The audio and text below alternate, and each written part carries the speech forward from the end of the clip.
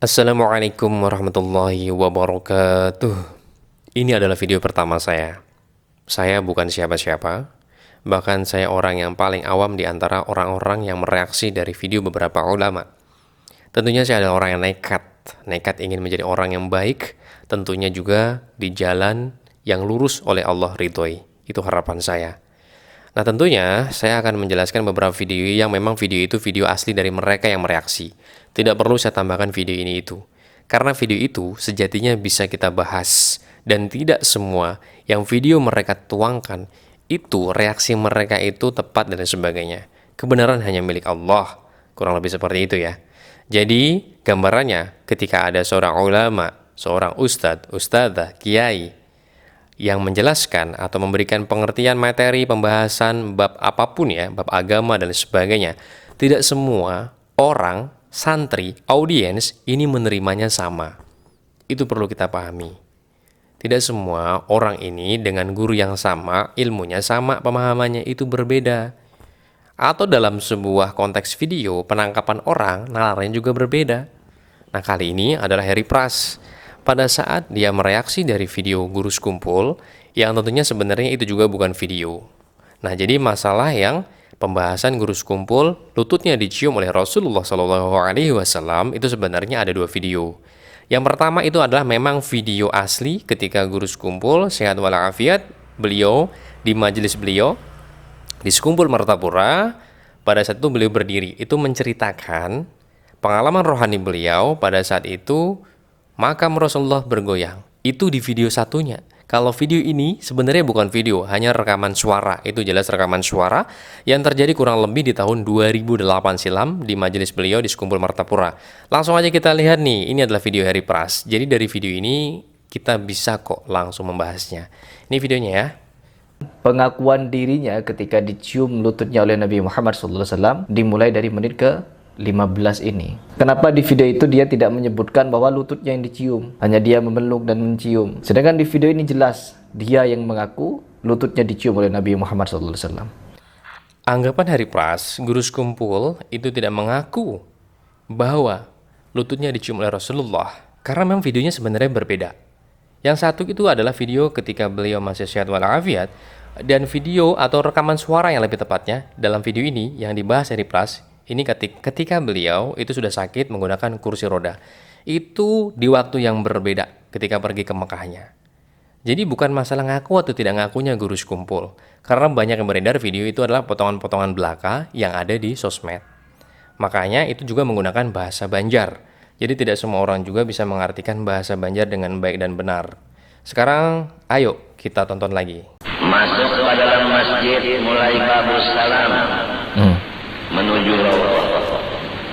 Maka tatkala orang di masjid melihat terutama tentaranya, seakan-akan tentara itu tadi patuh lawas, lalu memberikan jalan untuk kursi roda kita menuju raudhah. Kursi roda. Orang di raudhah itu semuanya kagum. Nah, jadi di sini bahasa Banjar, yang dimana saya juga tidak terlalu paham dengan bahasa Banjar, cuman karena dicampur-campur mungkin, yang agak mirip-mirip dengan bahasa Indonesia. Jadi saya agak mengerti apa yang dia ucapkan. Semua orang yang ada di situ kagum, teman-teman. Terkaget-kaget gitu. Dari bahasa ini adalah bahasa yang menggunakan bahasa Banjar dari guru sekumpul. Itu adalah pengalaman rohani beliau. Jadi ketika beliau menuju ke raudhah, itu adalah tentara. Ada tentara yang menjaga di sana. Kemudian itu ada bahasanya patuh. Patuh itu artinya seakan-akan sudah kenal akrab, sudah kenal lama seperti itu, padahal baru melihat. Patuh itu artinya akrab, sudah kenal lama seperti itu. Kemudian dipersilahkan oleh tentara untuk guru sekumpul masuk ke arah raudhah. Dan di situ juga, di sekeliling guru sekumpul itu juga banyak orang-orang melihat dengan kerumunan rame.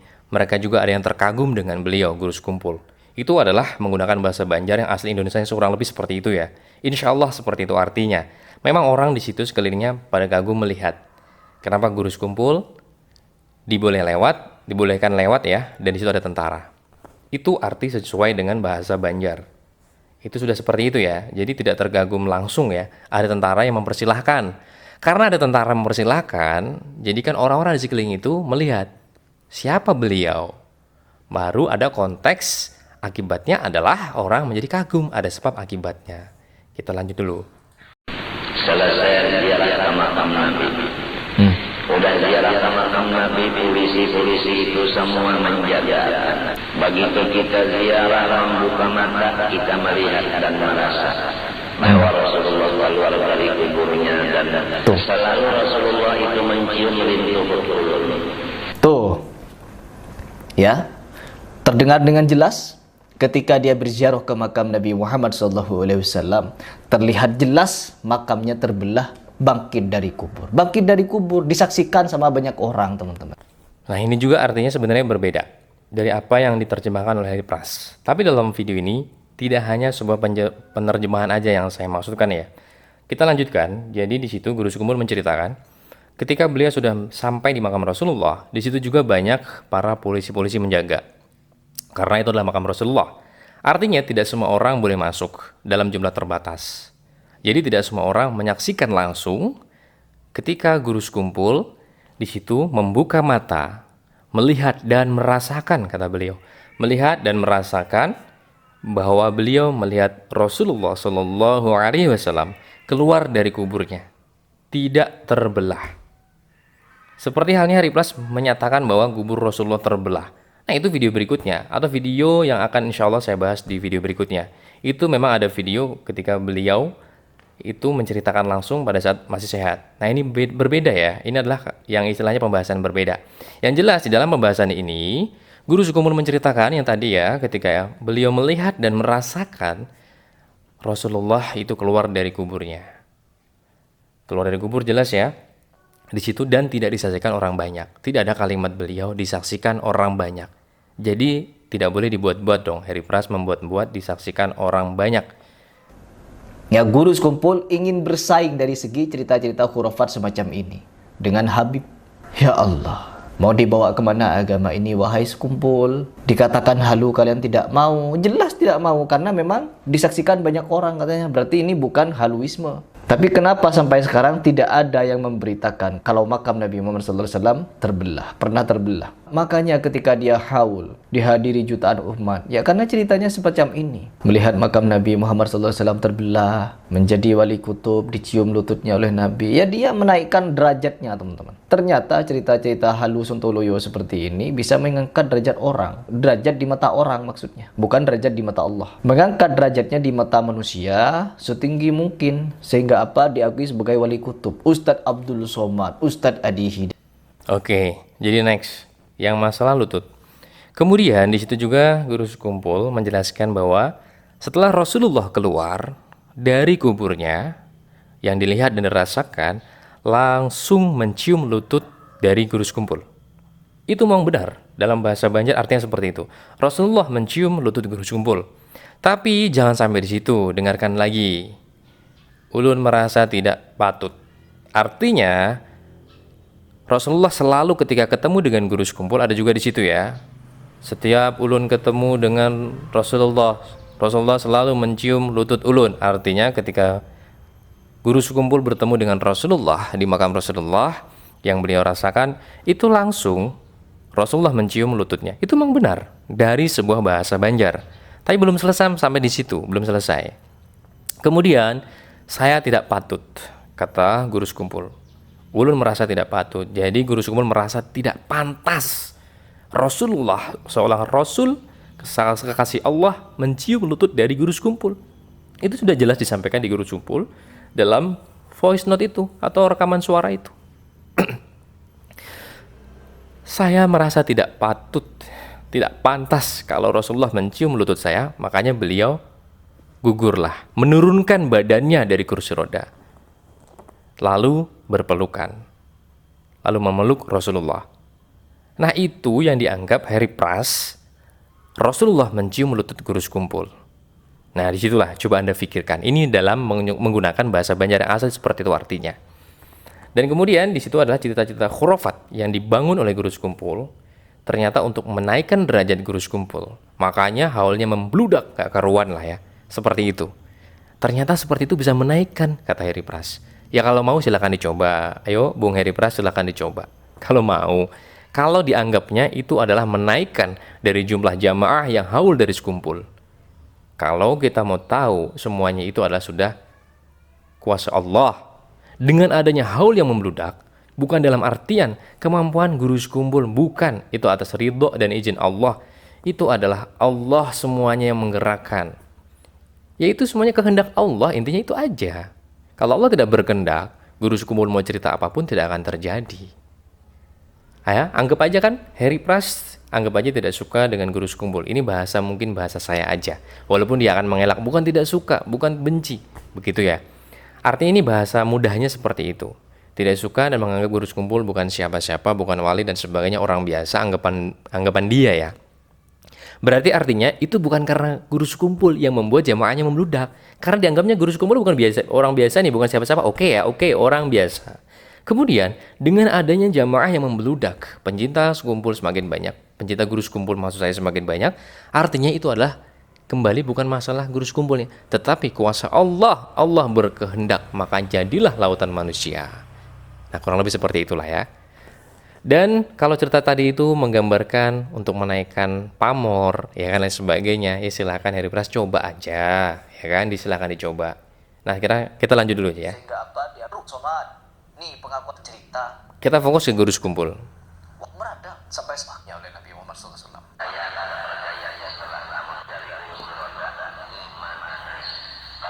Oke, Kita dengarkan seperti apa. jadi ini sebenarnya masih ada cerita lagi kelanjutannya. Jadi saya coba play lagi. Ini masih kelanjutannya.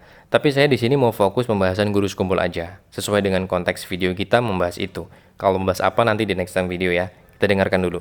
Maka ulun gugur dari kursi roda menangis karena ada takut Rasulullah ini nang mencium lintu bersaudara. Percaya ada percaya ya salah namun ulun berdusta kadawani. Malam pertama tatkala masuk ke Madinah maka melihat akan lampu di apa namanya itu menara masjid. Kemudian kita naik di atas mobil, duduk sampai di muka rumah, maka masing-masing anak buah turunan berdahulu. Kita kada awal turun karena katis dan taruh bangka. Kemudian naik Rasulullah SAW ke dalam motor lalu mengangkat ulun menuntun sampai ke ranjang. Maka ulun menangis. Lalu terguring sekali bangun Siti Fatimah dan semua orang yang dibagi ilgorot kada ketinggalan istri Nabi semuanya dan Syekh Salman Madani dan sahabat-sahabat Nabi semua ada di higa ulun Madinah. Jadi yang bangkit dari kubur teman-teman bukan cuma Nabi Muhammad SAW. Tapi sampai istri-istrinya bangkit. Fatimah bangkit teman-teman. Sahabat-sahabat yang lain bangkit. Sontoloyo. Masihkah tidak mau mikir? Masihkah tidak mau mikir? Mau sampai kapan kalian mau dibodoh-bodohi? Mau sampai kapan kalian itu mau percaya dengan kisah-kisah Sontoloyo seperti ini? Ketika hal ini dinyatakan kesontoloyoan, Nabi Muhammad SAW bangkit dari kubur mencium lutut. Oke, jadi seperti yang saya jelaskan tadi, ini dilanjutkan sama Harry Pras ya, bahwa ketika guru sekumpul di depan makam Rasulullah, setelah mencium, lalu ulun tergugur. Artinya menurunkan badan, merasa tidak pantas, dan disitulah memeluk Rasulullah SAW. Itu stop cerita di bab pertama. Kemudian kelanjutannya adalah di malam pertama di kota Mekah itu, setelah dari yang makam tadi, beliau ini naik mobil. Beliau naik mobil, setelah naik mobil, beliau juga sambil melihat lampu yang ada di menara di kota Mekah tersebut. Kemudian sampailah di hotel ya. Di situ dijelaskan oleh guru sekumpul rumah. Rumah itu bisa kita artikan hotel atau tempat penginapan lah seperti itu. Karena itu di tahun itu ya, di tahun 2000-an. Kemudian ketika sampai, semuanya turun anggota keluarga, dari anak beliau, kemudian istri beliau, yang lain lah siapapun kerabat beliau turun semuanya. Sedangkan beliau mau turun kan agak berat, dikarenakan memang kaki beliau sakit dan bengkak. Itu penjelasan menggunakan bahasa Indonesia dari bahasa Banjarnya. Kemudian dari situ, beliau karena tidak mampu menggerakkan kakinya, Nah, disitulah Rasulullah itu langsung membantu beliau. Membantu beliau Rasulullah di situ. Diangkatlah beliau sampai di kamarnya. Itu cerita asli menggunakan bahasa versi Indonesianya. Kemudian sampai setelah di kamar, beliau tidur. Bangun daripada tidur, beliau melihat di situ ada Siti Aisyah, istri Rasulullah, kemudian sahabat Rasulullah, kemudian ada Syekh Saman Al-Madani juga ada di sekeliling beliau, dan beliau melihat. Inti dari ini semua, cerita ini juga beliau menyampaikan, di situ ada poinnya, yang dimana beliau menyampaikan, ini cerita benar-benar kejadian asli yang ulun alami. Percaya atau tidak, yang saya alami maksudnya seperti itu ya, itu kata guru sekumpul seperti itu kalau kita menggunakan bahasa Indonesia. Percaya atau tidak, itu terserah, dan saya tidak bercerita bohong. Intinya ini bercerita aslinya seperti itu, kata guru sekumpul. Itu menggunakan bahasa Indonesia yang asli tuh. Tidak saya tambahkan juga, insya Allah saya paskan menyesuaikan dari arti dalam bahasa Banjarnya. Nah, di sini Harry Pras menyanggahnya atau menceritakan yang ditambah-tambahi. Kata Harry Pras, semua dari sahabat Nabi, istri-istri Nabi, semuanya ikut bangkit, begitu ya, ikut bangkit dari kubur. Tidak hanya Rasulullah yang bangkit.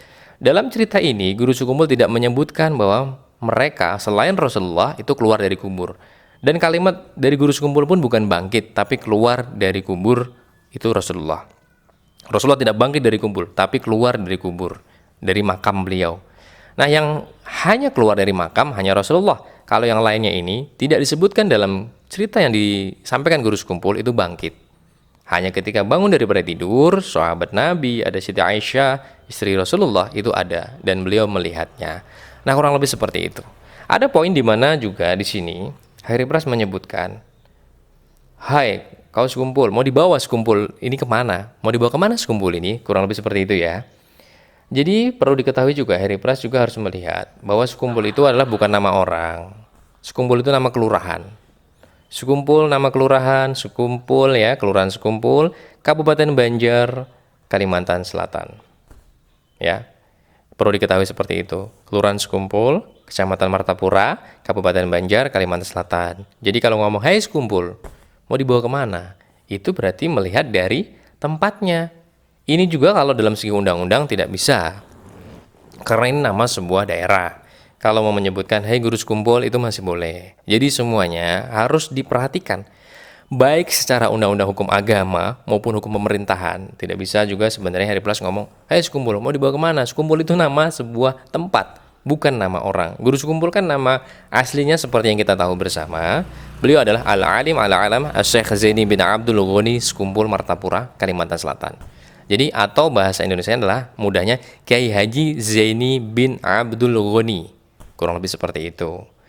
Nah, ini adalah video pertama saya. Mudahan sih harapannya ada manfaatnya. Sekali lagi ya kan, ketika ada satu hal yang menyampaikan seorang guru, ulama dan sebagainya, tidak semua orang itu menerimanya sama.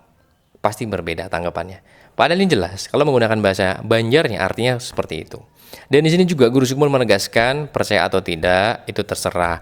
Dan saya tidak bohong, itu menyampaikan sesuai dengan kenyataannya. Untuk masalah khurafat dan lain sebagainya, ini juga perlu kita pelajari. Artinya seperti ini.